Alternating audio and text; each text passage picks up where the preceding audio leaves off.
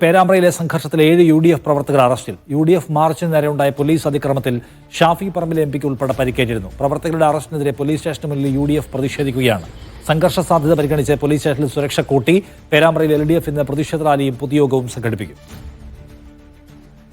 പേരാമ്പ്രയിലെ police അതിക്രമത്തിൽ ഹൈക്കോടതിയുടെ മേൽനോട്ടത്തിൽ പ്രത്യേക അന്വേഷണം വേണമെന്ന് കോൺഗ്രസ്. ഇരകൾക്കെതിരെയാണ് പോലീസ് കേസെടുത്തതെന്ന് DCC പ്രസിഡന്റ് പ്രവീൺ കുമാർ പറഞ്ഞു. അനീസ് അലി വിവരങ്ങളുമായി. അനീസ്, ഇന്നത്തെ ഈ പോലീസ് നടപടിയോട് എങ്ങനെ പ്രതികരിക്കാനാണ് കോൺഗ്രസിന്റെ തീരുമാനം? തീർച്ചയായും കടുത്ത പ്രതിഷേധത്തിലാണ് UDF പ്രവർത്തകർ ഉള്ളത്. പേരാമ്പ്രയിലെ UDF പ്രവർത്തകർ ഇന്ന് രാവിലെ ഇവിടെ പേരാമ്പ്ര സ്റ്റേഷനിലെത്തുകയും നേരിയ തരത്തിലുള്ള പോലീസുമായി ഉന്തും തള്ളും ഉണ്ടാവുകയും ചെയ്തു. അതോട് ഇവിടെ സുരക്ഷ വർദ്ധിപ്പിച്ചിട്ടുണ്ടായിരുന്നു. എന്തായാലും UDF പ്രവർത്തകർ പ്രധാനമായും ആരോപിക്കുന്നത് ഇതുവരെയും CPM പ്രവർത്തകർ ആരെയും കസ്റ്റഡിയിലെടുക്കുകയോ മറ്റോ ചെയ്തിട്ടില്ല. പോലീസ് തിരക്കഥ അനുസരിച്ചാണ് പ്രവർത്തിക്കുന്നത്.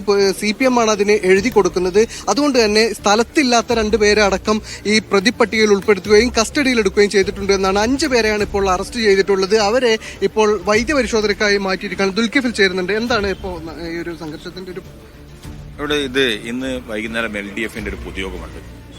ആ പൊതുയോഗത്തിൽ CPM നേതാവ് ജയരാജന് പ്രസംഗിക്കാനുള്ള പോയിന്റ്സുകൾ ഉണ്ടാക്കി കൊടുക്കുന്ന പരിപാടിയാണ് CPM ഇന്ന് പോലീസ് നടത്തിക്കൊണ്ടിരിക്കുന്നത്.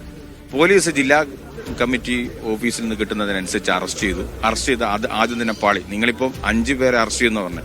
രാവിലെ 7 പേരെയാണ് അറസ്റ്റ് ചെയ്തത്. 2 പേർ സംഭവ സ്ഥലത്തില്ല എന്ന് അവർക്ക് മനസ്സിലായി. അവരെ വെറുതെ വിടേണ്ട വന്നു.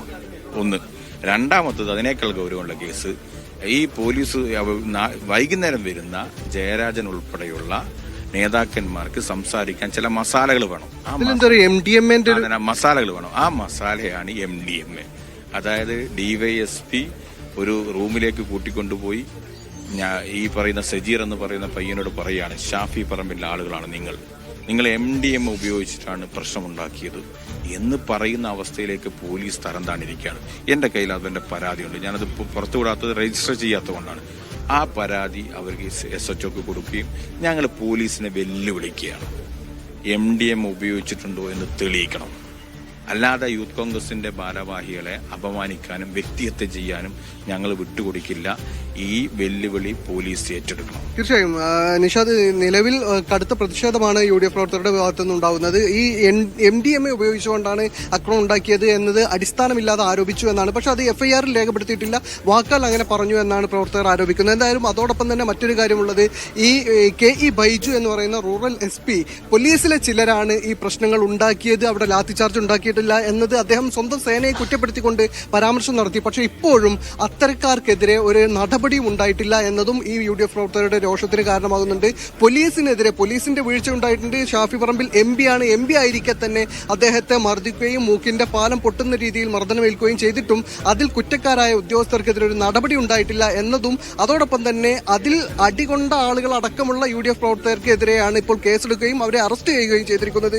അതിൽ നേരത്തെ രാവിലെ 7 പേരെ കസ്റ്റഡിയിലെടുത്തിരുന്നു. അതിൽ 2 പേര് സ്ഥലത്ത് തന്നെ ഇല്ലാത്ത ആളുകളായിരുന്നു. അതുകൊണ്ടാണ് അവരെ വിട്ടുകൊടുക്കേണ്ടി വന്നത് എന്നാണ് UDF പ്രവർത്തകർ ആരോപിക്കുന്നത്. എന്തായാലും ഇപ്പോൾ 5 പേരെ പോലീസ് കോഴിക്കോട് നിന്ന്